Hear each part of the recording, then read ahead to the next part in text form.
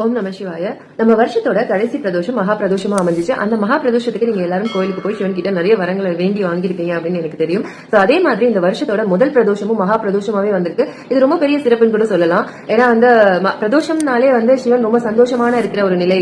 களி நடனம் ஆடி தேவர்களுக்கும் முனிவர்களுக்கும் நிறைய வரங்களை அள்ளி கொடுத்ததா நிறைய புராண கதைகள்லாம் இருக்கு. சோ அதை தொடர்ந்து நீங்களும் அந்த பிரதோஷம் அன்னைக்கு, அதுவும் மகா பிரதோஷம் அன்னைக்கு நீங்க கோவிலுக்கு போய் சிவனை வழிபட்டீங்க அப்படின்னா நீங்க கேட்ட வரத்தெல்லாம் கொடுப்பாரு அப்படின்றது ஒரு ஐதீகமாவே இருந்துட்டு வருது.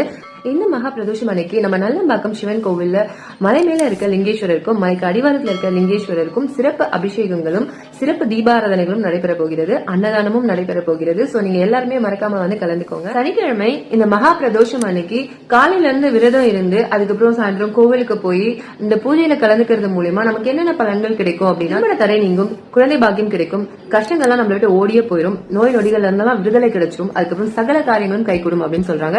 சோ நீங்க மறக்காம இந்த நல்லம்பாக்கம் சிவன் கோவில்ல அபிஷேகம் ஆராதனை எல்லாம் கலந்துகிட்டு அன்னதானமும் சாப்பிட்டு சந்தோஷமா வீட்டுக்கு போகலாம். தானத்திலேயே சிறந்த தானம் அன்னதானம் சொல்லுவாங்க. அதை விட பெரிய புண்ணியம் எதுவுமே கிடையாது.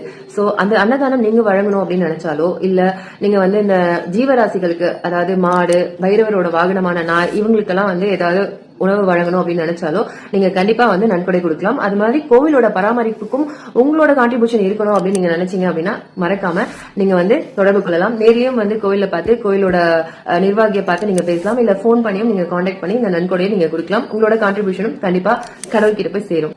நம்ம ஈசனோட முழு அருள்